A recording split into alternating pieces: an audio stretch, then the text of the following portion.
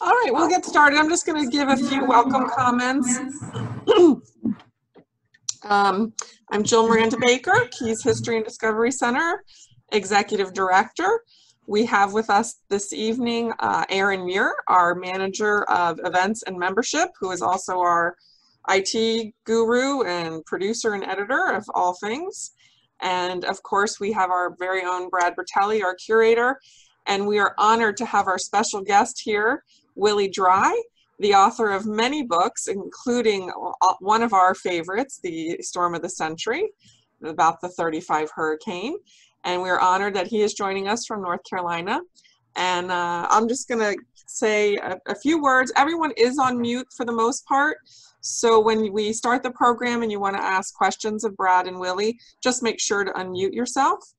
We are very excited that you're joining us for our first of our new fall offerings, which includes this event, Cocktails with the Curator.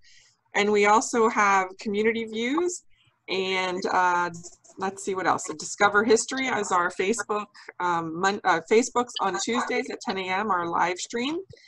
And we also have Coral Reef Exploration on Mondays, the second Monday of each month on Facebook at 1. And we will be kicking off our lecture series September 23rd. This is our typical lecture series that we've always held in person. Of course, right now we're going to be doing it virtually. And our first lecture is Historic Tavernier, a conversation with two pioneers. For those of you who have been with us for a while, you'll remember that one was in fact scheduled for the spring and April 1st, but of course we rescheduled that. And we are very much looking forward to hearing from two pioneers, Everett Albury and Charles Pelsier. And Erin, who is Charles's granddaughter, will lead that, and we'll have a very fascinating conversation. So be sure to sign up and register in advance. For those of you who are members, that is a free program. For those of you who are not members, it'll be $5 and you'll be asked to give that when you sign in for your registration. And members, you'll be asked to give your promo code, which you should have your mailer, which probably came in the mail yesterday or today. That has all the information and your promo code for members. If you're not a member and you want to become a member, you can do so at keysdiscovery.com/members.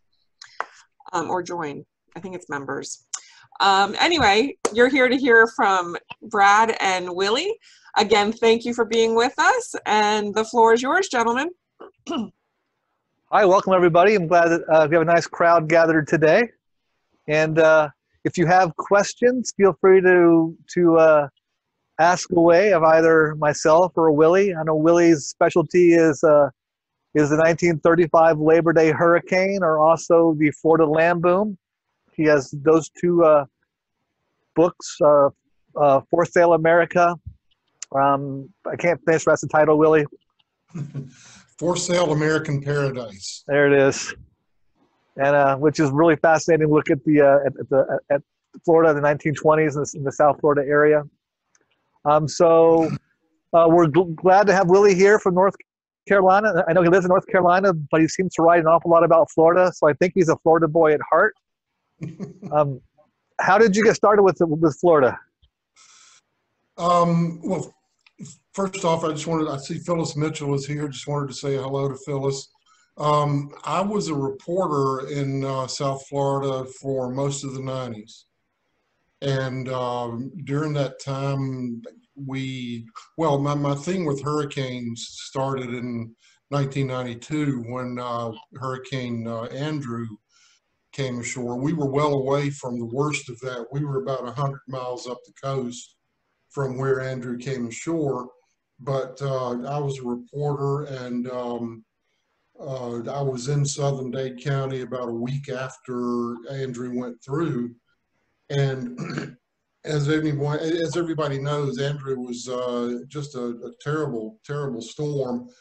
And what I saw down there, frankly, it scared me to death. I don't guess I'd ever seen destruction like that. It was just wall to wall, horizon to horizon destruction.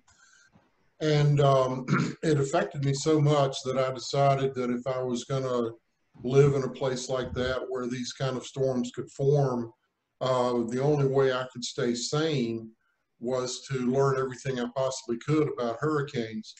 So I started reading everything I could lay my hands on, and eventually I came across the Labor Day hurricane of 1935. I think Jane and I made our first trip to the Florida Keys to Key West. I think it would have been 93, something like that. And while I was down there, I picked up a copy of a little book called The Railroad That Died at Sea by Pat Parks. And in this book, I found out that I learned that the Labor Day hurricane of 1935 was even more powerful than Hurricane Andrew, which I could not believe that. So I started digging into the Labor Day hurricane of 1935. Fast forward a few years, 1997 or thereabouts, I had a magazine assignment to do a 2,000-word story about the Labor Day hurricane. And as I started digging into it, I mean, the thing about hurricane stories is that most hurricane stories are very dramatic and they're very compelling, but the plot structure is really, really simple. The storm forms, the storm comes ashore, it does damage, maybe it kills people, the survivors pick up the pieces and bury the dead, and life goes on. With the Labor Day hurricane, there was just layer upon layer upon layer of complexity. It happened during the middle of the Great Depression. There were hundreds of World War I veterans who were left in its path because the administrators did not understand the danger they were in. There was a big political fracas, a big political blame-a-thon after it was all over. So there were so many other elements to this storm, so much more than I could really write about in 2,000 words. And so I was complaining to my wife, Jane, about this. And Jane is a very bright woman. She knows what research is. She knows how she understands what it takes to produce a book. I was complaining to her, and she said, "Well, why don't you write a book?" And that was just not an idle comment coming from her. So we talked about it, and she said, "You know, I will keep a roof over our heads and keep the bills paid, and your job is to write this book." So in late 19, I mean, I started with some of the research in Florida, but in late 1997, we moved back to North Carolina, and that's where I really started digging into it. Made many trips up and down the East Coast. That was another unusual factor about this story, is that it had tentacles all over the place. I mean, it was one of the best documented tragedies, I think, in U.S. history because of all of the investigations that were conducted about it. And so I ended up going from Hyde Park, New York to the Franklin D. Roosevelt Museum and Library to do research. I made many trips to Washington, D.C. and College Park to do research there in the National Archives. Went to university libraries in Miami and Gainesville and Tallahassee. Made many trips down to the Keys to just sort of walk the ground, so to speak, where this event took place. And I became pretty good friends with the late Bernard Russell, who had an amazing survival story in this hurricane. If I may say so, the critics said some good things about the description of the Florida Keys in the 1930s. And that was due really to my friendship with Mr. Russell. A couple of times when I was down there, we would just get in a car and I would have the tape recorder going and we would just drive up and down the Keys, and I would just get Bernard to tell me whatever came to mind as we were driving up and down the Keys. And he talked about all of these wonderful memories that he had of growing up in the Keys and what it was like in the 1930s. And that just added so much to the story, to have his description of what that was like. So anyway, the book came out, the first edition came out in 2002. It was published by National Geographic. National Geographic put it out in paperback the following year. There was a History Channel documentary based on the book that was released in 2006.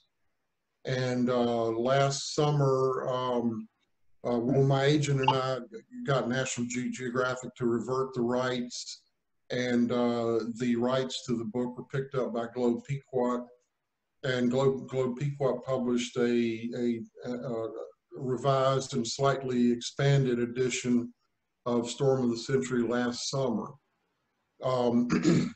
So that's how Storm of the Century came about. Let me interrupt you real quick. Does anybody have any questions? You want to unmute yourself or raise your hand and shout it out, and Willie or myself, we could answer any questions that you may have. All right. Hi, Brad. How you doing? Good. So my question is for either of you. After the hurricane, the question is in regards to them moving the locomotive and the passenger cars. I can't recall how many passenger cars were attached to the locomotive that came to rescue the veterans. But obviously afterwards, the Snake Creek Bridge was out. I guess they had to build some temporary rails to move the locomotive north or south. It was some months, offhand, I don't remember exactly, but it was a while after the hurricane before they were able to get a wrecker locomotive down there to move them. But yeah, you're right, they did rig some kind of temporary bridge across Snake Creek. It had to be temporary because they had decided by that time that they weren't going to rebuild the railroad anyway. So anything they would have built would have been temporary. I believe, I don't have a photo handy. I should have a copy of the book in hand, but I don't. But I think there were 4 passenger cars and a baggage car and 2 box cars that were attached to the train. The passenger cars weighed 120 tons each. The box cars, I believe, weighed about 75 tons each. And they were all swept off of the tracks, just a combination of a wind that was probably exceeding 200 miles an hour at the time. And of course, this 22-foot storm surge came ashore with just a murderous impact. And the locomotive, which weighed 160 tons, was the only thing that was left standing. I believe that there were several people that took refuge within. That's correct. When the train was coming south from Miami, they shortly before the train arrived, the winds blew down a crane that was used at the quarry there on Winley Key, and a cable, I believe it was a 3/4 inch cable, steel cable, was thrown across the tracks. So when the train arrived, it became entangled with this cable. While I was working on the new edition of the book, I connected with a retired meteorologist in Texas who had a copy of a letter that was written by George Branch, who was the train master. The train master was in charge of the entire train. The locomotive engineer and the conductor were under the orders of the train master, and George Branch was the train master of this train. And he survived the hurricane. A couple of weeks after he returned to Florida, he wrote a letter to his daughter explaining in great detail what had happened during the trip down. It was a wonderful letter. I was so grateful to the gentleman who contacted me about this. I believe, Brad, you've seen that letter, if I remember. Hey, we have a copy of it here. Yeah. Oh. But Mr. Branch described the moment that the train became entangled with the cable. He said that all of a sudden sparks just started flying everywhere, and the train was just jerked to a halt. And so they had to get the cable untangled before they could go any farther. So the train crew, they happened to become entangled with the cable there at Camp 1 on Winley Key near the quarry. And some of the veterans who saw the train entangled came to help, and even though the storm was getting very, very bad now, these guys came out to try to help them get the cable untangled. And while they were working on this, I believe it took them about 80 minutes to get the train untangled. And while they were working on this, a dozen or so residents of Winley Key fought their way through the storm, and with some help managed to get aboard the train. There was a newspaper reporter on the train named William Johns. He was a reporter for the Miami Daily News. And he later testified under oath about his experience on the train, and he wrote about it also in several stories. And Johns said that there were a few people aboard the train who were riding back down to the Keys, a couple of vets, with the intent of trying to pick up their belongings. And he said they formed a human chain from the train and were able to help these people get aboard the train. Branch also said that one of the local residents came to him and asked him if he could hold the train a few minutes so that he could get his young daughters aboard the train. Branch said that he would hold it. The gentleman went back to his home. Several minutes passed, he hadn't returned. Branch went to see what was going on, and the guy could not persuade his daughters, who were terrified, to go through the storm and get on the train. And so Branch finally the resident said, well, I guess you'll just have to go ahead. We'll be okay. So there were about a dozen people who were aboard the train after it was untangled from the cable and went on to Islamorada. All of the people who were aboard the train did survive, even though they were scared half to death, no doubt, when the storm surge came ashore and blew the train off the tracks. The car that's currently in Islamorada, I guess it's a caboose, Brad? Yes. I presume that's just representative of one of the cars, not necessarily one of the real cars? I don't think it's even representative of one of the cars. It's just a caboose they brought down from Ohio or Pennsylvania, I believe. I think Henry Rosenthal brought it down. I think it represents, there was a train here in the Keys, but there's no connection between that caboose and the actual train. The photos that were taken after the aerial photos were taken of the train after the storm surge came ashore don't show a caboose. They show just the passenger cars, the baggage car, and the two box cars. How far down did it make? Where would it be landmark-wise now in Islamorada? Where the post office? The Islamorada post office, yeah. Okay, thank you. It was right there. You can see in the pictures where the water came across. It was there at De Leon Avenue. So Tiny's gas station on the Bayside, and the post office, which was the general location of the Islamorada Depot at the time of the event. Thank you.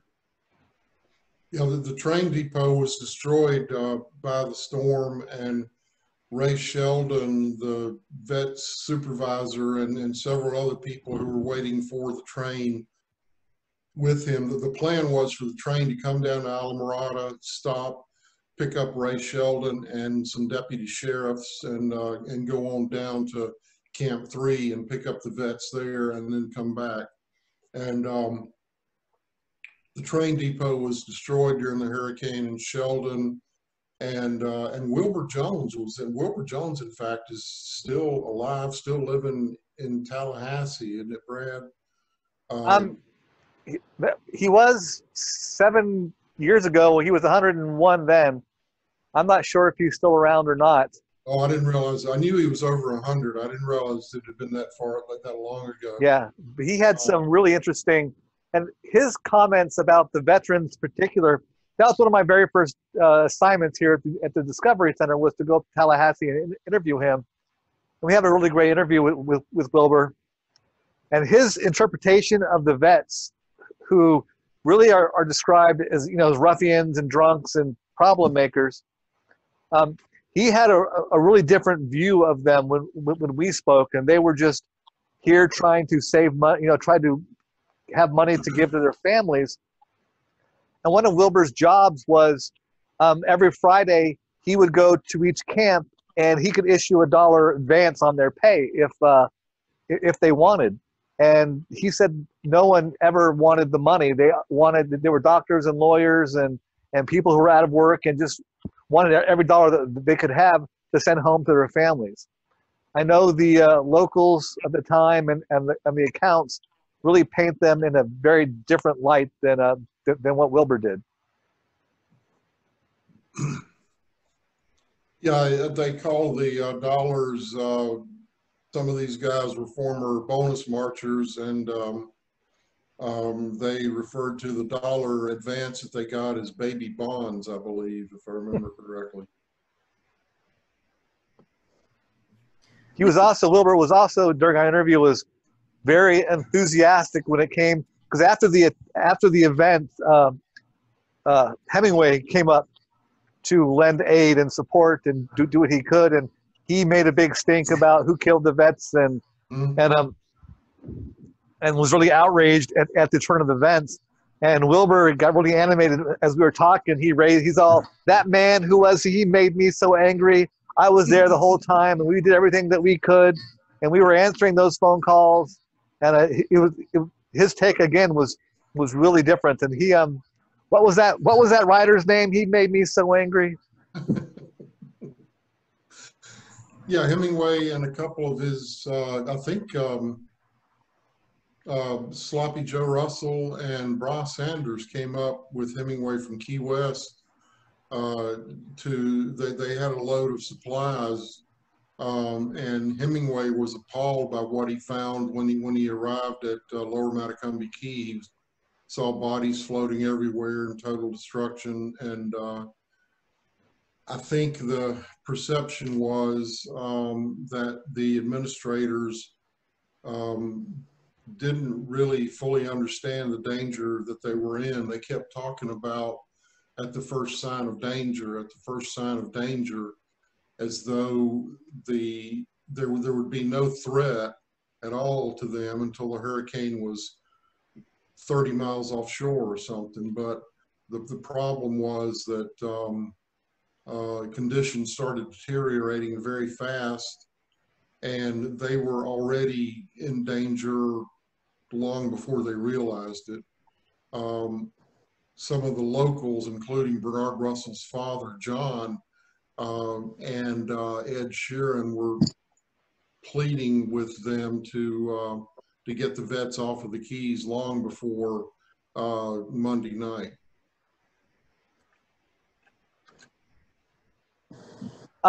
Don Quincy, do you have a question? We if you could unmute yourself.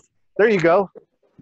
The question is there any of the train cars or locomotives that was there anywhere in existence today? The locomotive is in South Miami at the railroad, the Gulf Coast Railroad Museum, which is by the Miami Metro Zoo. I don't think there are any cars around that I'm aware of. but the locomotive is still in the area. Thank you. You're welcome. If anyone else has a question, I couldn't see Don's hand being raised. He was raising his hand. If you have any question, just unmute yourself and speak away. I've got a question. Yes. Willie, first of all, loved your book. Just finished it last week. And wanted to ask you, what do you think are the lessons learned for current Keys residents today, and even more importantly, for those in charge of hurricane evacuation? Well, first off, thanks for your comments about the book, Christopher. I appreciate it. When I was researching the book, if you've lived in the Keys any length of time, maybe you've heard the name Billy Wagner mentioned. He's the former Monroe County Emergency Management Director. And Billy was in charge of ordering the mandatory evacuations in the Keys when there's a hurricane out there. The Keys are in a very unusual and very delicate situation. At the time of the Labor Day hurricane of 1935, there were only about 1,000 people maybe living between Miami and Key West. There were about 12,000 people in Key West. There were a couple 100,000 people, I guess, in Miami by that time. But between Miami and Key West, there were maybe only 1,000 people. So it was a totally different situation there. And you could conduct, with a train available, you could conduct a complete evacuation of the Keys outside of Key West. Basically in the time that it took a train to come from Miami and go back.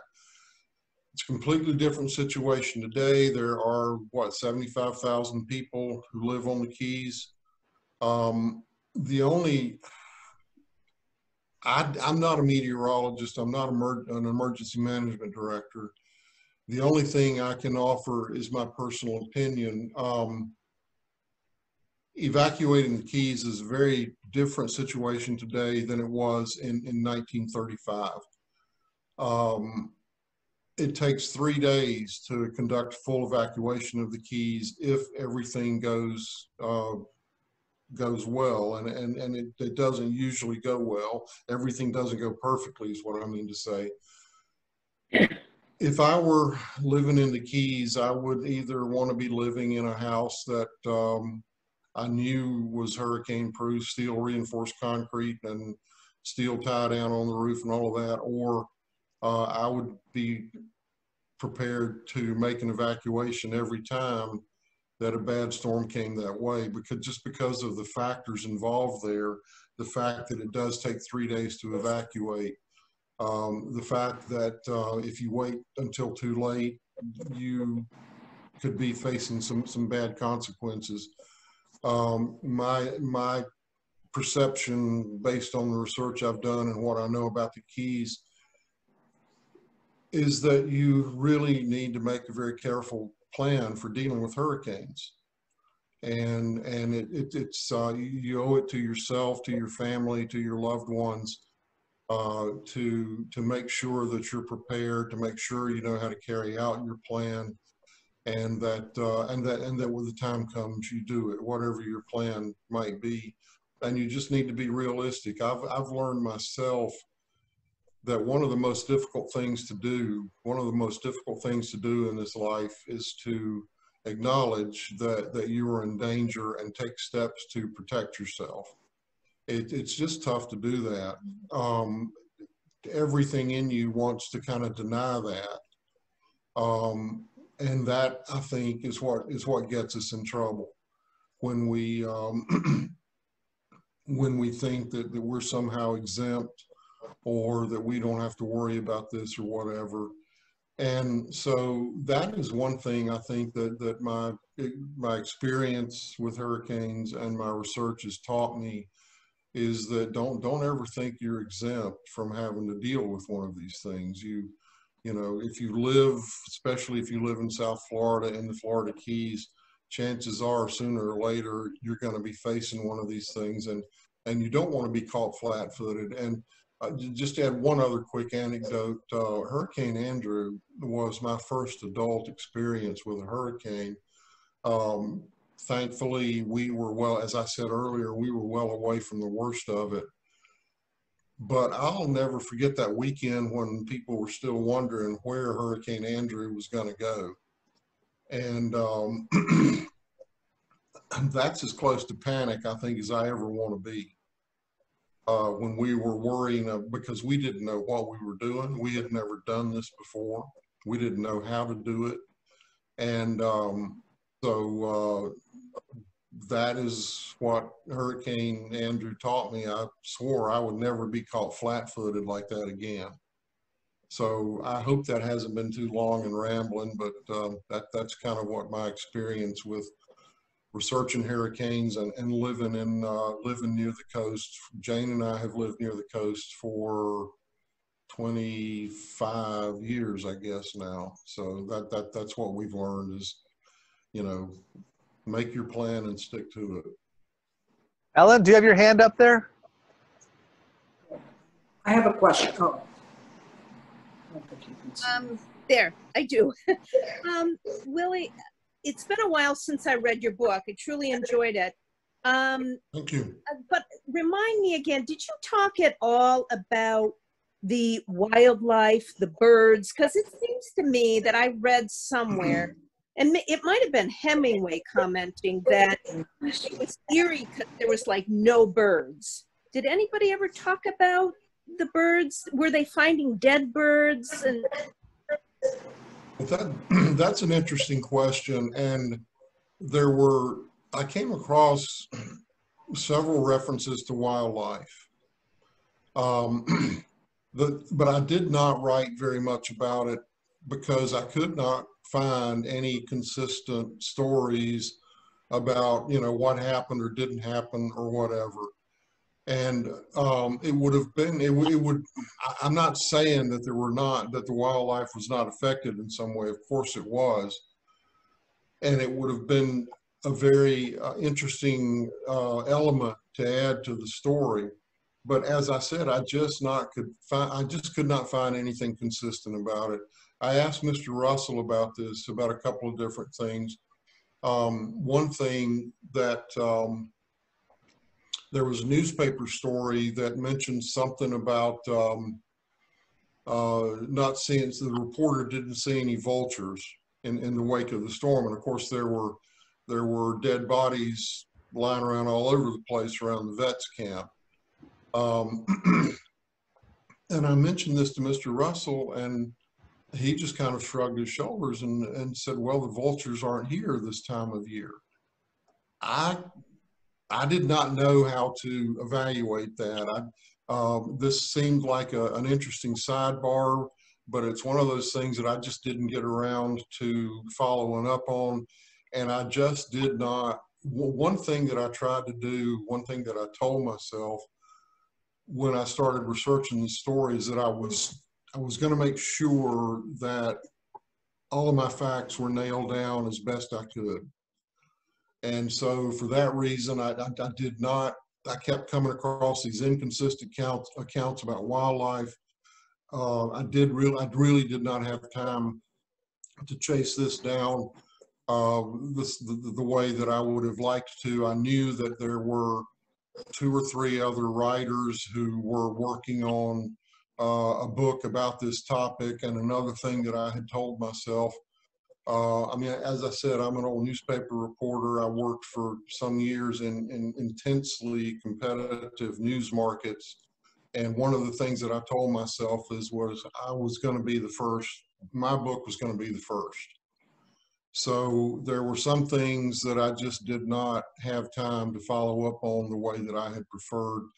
And I do kind of regret that because, of course, wildlife was affected, but I just, for whatever reason, didn't have time to get into it the way I would have liked to. Here's I'm going to add something real quick to your question, Ellen. The Miami Hurricanes, their mascot is the ibis. And the ibis is apparently the last bird to leave before a hurricane and the first bird to return after a hurricane, which is why they.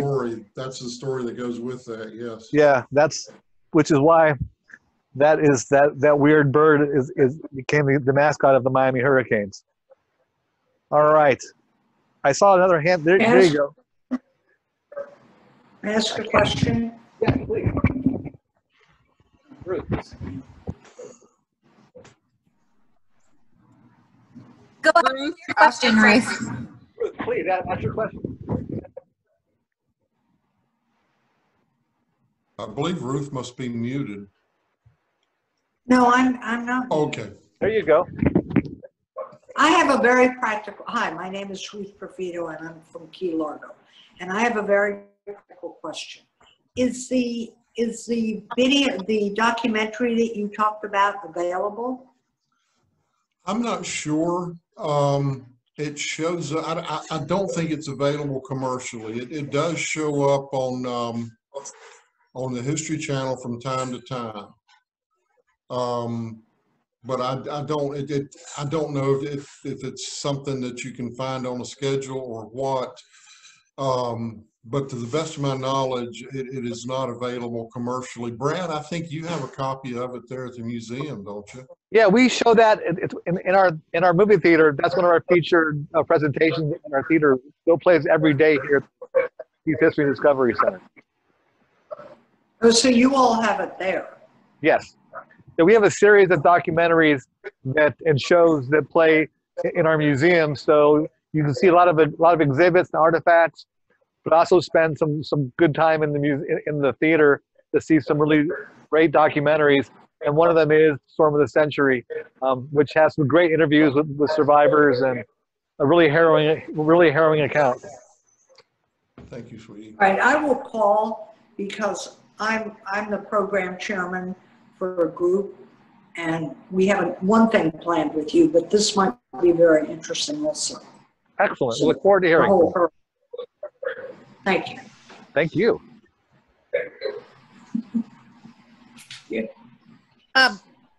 Brad, if I may, I just as a side note, I just recently read a book called The Last Train to Key West.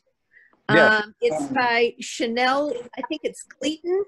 It was just really an interesting read, and I had mentioned it to Jill. But it's three different people and where they were. Of course, it's a story, but it involves the day of the hurricane and how some of them were in Islamorada. But it follows three different people through it. There are some facts that I thought were spot on, so they had obviously researched it. But it's just an interesting read, just for information purposes. That was yes, I believe that was on Reese Witherspoon's book club list recently. It's got a lot of good feedback from that book. I've not seen it myself. Yeah, the title of it was Last Train to Key West as opposed to Last Train to Paradise. Correct. Yes.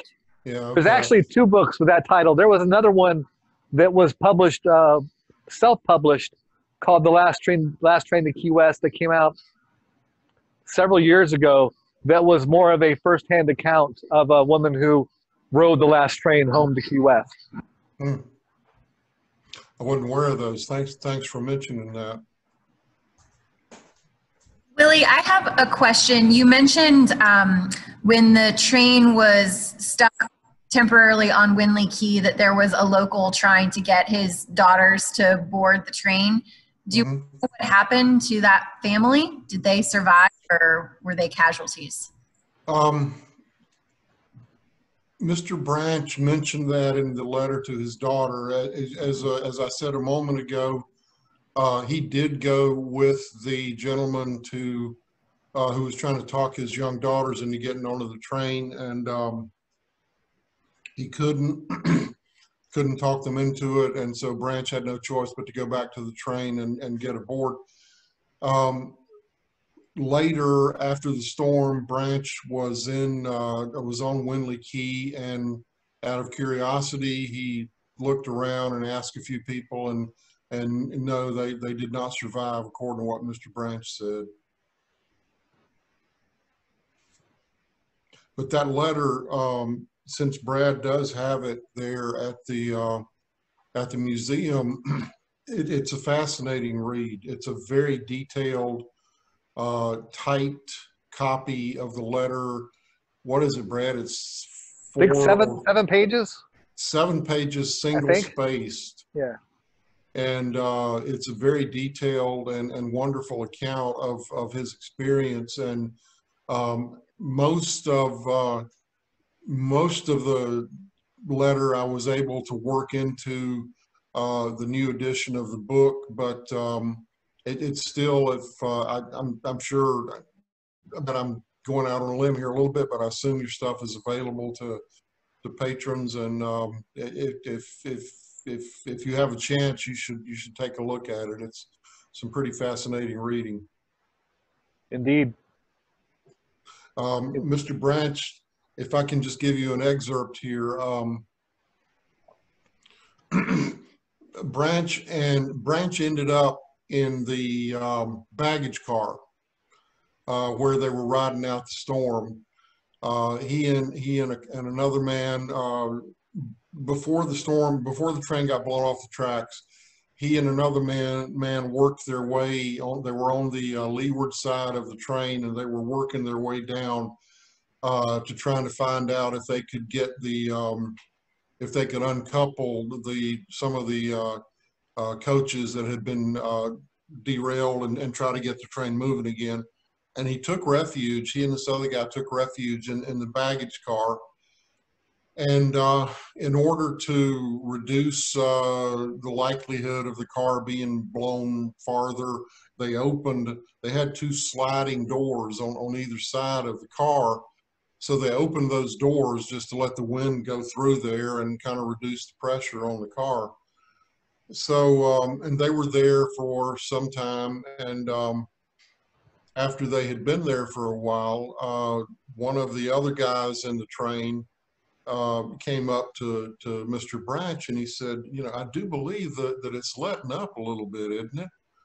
And those words were no more out of his mouth than a utility pole was blown through the car, through the open doors. I mean, it was, the timing kind of reminded me of something out of a W.C. Fields movie. But he says, I do believe it's letting up a little bit, don't you? And then whoom, a utility pole goes through the car. And the guy doesn't miss a beat. He turns to Mr. Branch and he says, well, no, I guess it's not. And there are a couple of other humorous little anecdotes like that in his letter. It really is, it's well written. It was written by a guy who was very bright, very observant, and really did take in what was going on around him. So if you have a chance, I'd suggest that you take a look at it.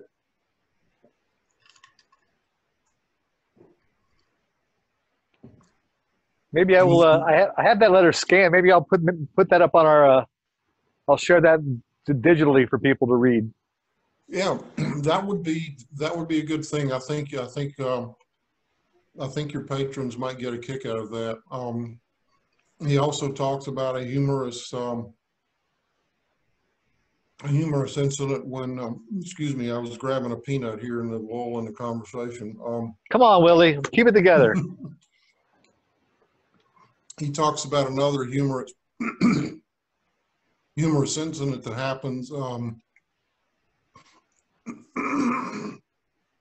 Excuse me. All right. Yeah, I think I will. I will make that letter available somewhere on our in the next week or two. I'll figure out the best way to share that so people can. It really is a fascinating kind of glimpse into a real firsthand account of the storm and you know and the horrors, you know, and you know the insights of that event. Yeah, you should have the details about the gentleman's name was Walton, I believe. I'll dig the name out of my files. I have the envelope you sent me. You sent me the. I have the envelope with the name on it and all the. Yeah, But the incident that I was about to talk about a moment ago was a humorous incident that happened when one of the men suggested that they start praying. I mean, I know prayer is a serious thing, but even that's not immune from humor sometimes in these situations. They asked one of the guys to pray, and they the guy who was doing the prayer mentioned the names, and one of the other guys in the car got really disgusted and said something to the effect, "Oh, it's all over. You might as well quit. He knows who we are now." Why that bothered him, I'm not sure, but it did seem to upset him that his name was mentioned in the prayer. I know Wilbur Jones, we were talking about him earlier. He was actually there. There were 2 boxcars that were on a sidetrack. And Wilbur was with 3 other people inside this boxcar. And when it blew over, they were trapped inside because of the door that Will was talking about. They couldn't escape. And throughout the course of this, you know, the wind and the tidal surge coming across, and there was just maybe a couple of barrels and a 2x4 inside this boxcar, and one of the guys couldn't swim, and they were trying to set the board atop of the barrels so the one guy could keep his head above water, and they're treading water inside, until eventually someone in the train figured out they were trapped in this boxcar, and during the midst of this hurricane, they passed them through an axe through some of the ventilation slabs. And so Willie, not Willie, but Wilbur and these other gentlemen inside the boxcar are spending their time, like 40 minutes inside with an axe trying to chop their way out of the boxcar during the hurricane, and they all did survive. Yeah, well, if I remember correctly, I did talk to Mr. Jones, I guess it's been 20 years ago when I was doing research for the book, and he said that it was absolutely pitch black in there, that they couldn't see anything. And the barrels I think you referred to maybe were fuel oil or something, I can't remember. But it was, yeah, these 55-gallon drums of fuel oil, I believe it was. So that would have not been a very pleasant situation to be stuck in.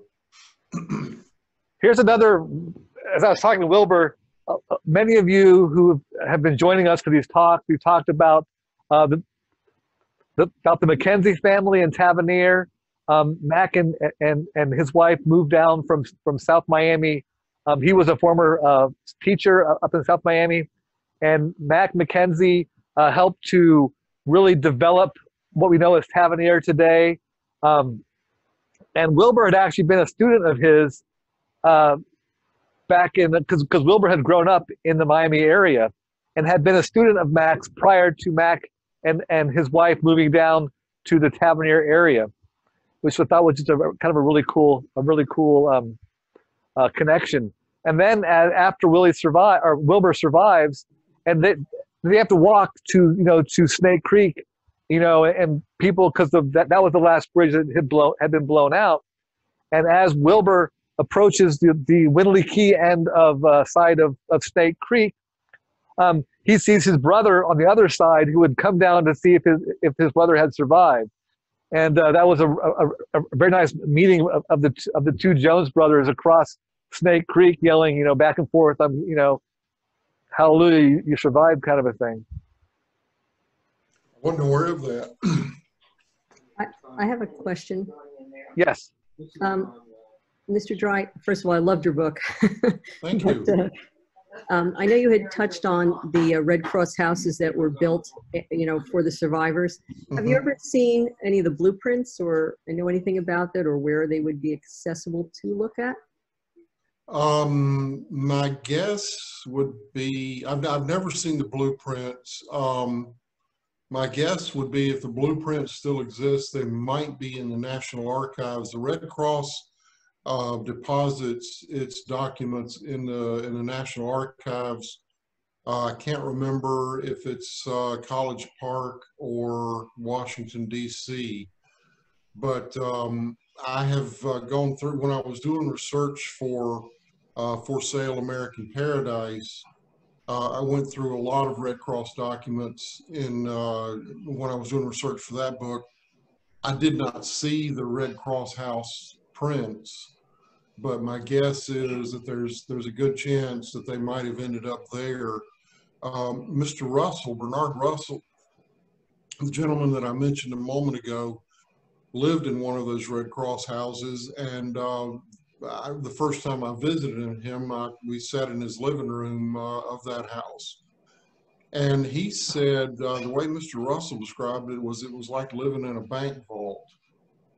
The walls were steel reinforced concrete. The walls were, I guess, a foot thick. I would not be, I mean, even though those houses are 80 years old or more now, I would not be afraid to ride out a storm in one of those houses.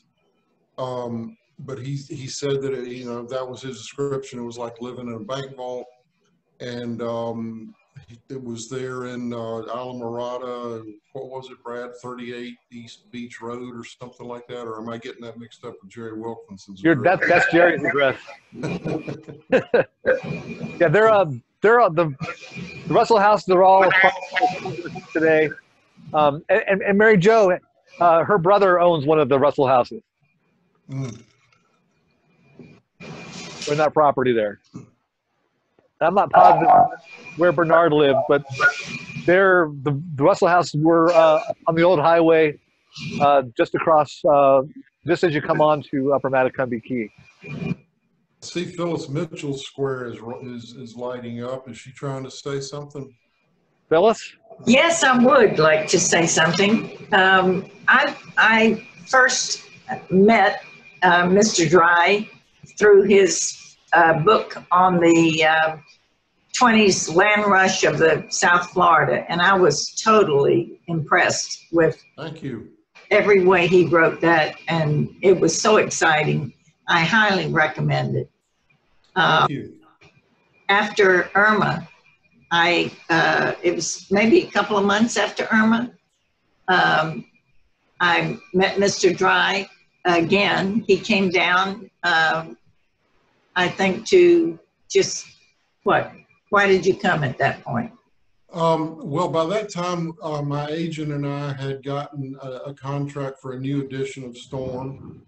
And I was going to add a chapter about Hurricane Irma. And I believe it was March of 2018 when you and I met. You had this wonderful dinner that you invited me to, and then Brad was there, and I believe a couple of other people. And you had kept a diary during Hurricane Irma, and you were generous enough to let me borrow that or make a copy of it and let me use it in the book. And so that's why I was down there. I had written about Irma for National Geographic, and because of the similarity, I mean, there were some things about Irma were similar, other things, the Labor Day hurricane was totally different. But I was down there, as I've repeated, about 6 months after Irma, basically just doing research for the new edition of Storm of the Century. And I still remember the hospitality you extended, and I appreciate it. Well, it was my pleasure, of course. But I have never written down a diary of sorts. And for some reason, I did at that point. And it has meant so much to my grandkids to see my complete notes and your inclusion of some of my notes in your addition to the 35 Hurricane book.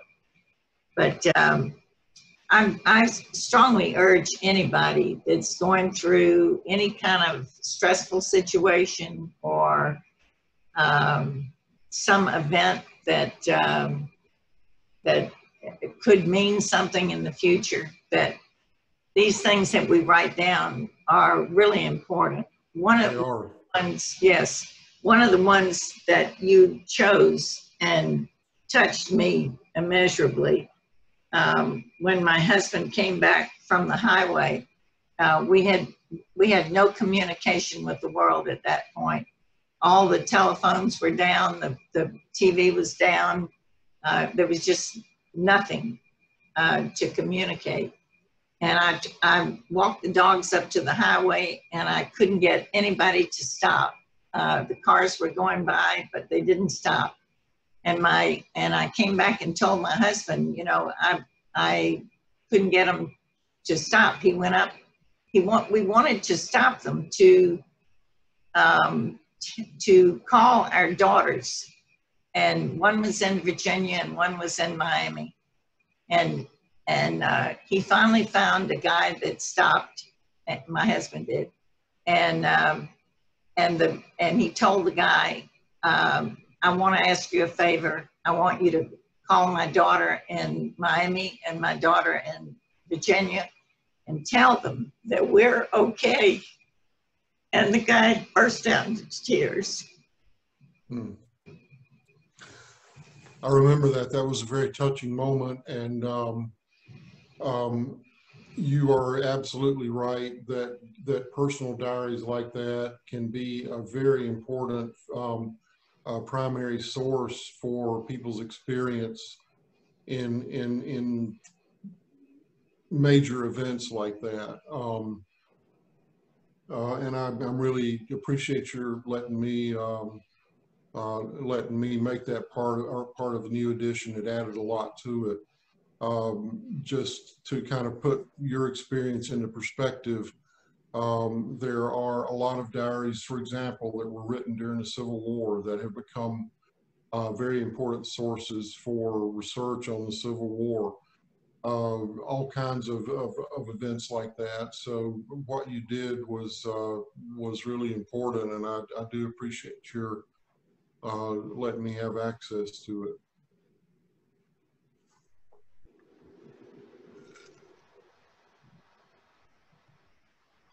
Thank you very much, Phyllis. That was very nice, and I remember that dinner as well. And yes, the Mitchell House is always a wonderful place to visit. Does anybody else have any? We're approaching 7 o'clock. Does anybody have any final questions for myself or for Willie, or just any commentary? Looks like Mary Jo's trying to. Rod knows I'm always full of questions. Yes. Mr. Dry, in regards to the report that was written, I guess for the VA by, was it Kennemer? I don't know if I'm saying his name right. Kennemer. Yeah. Did he ever release any of that in through publication or anything, or because he would be I would think that he'd be very bitter. Well, I could not find anything. I was able to go through the file.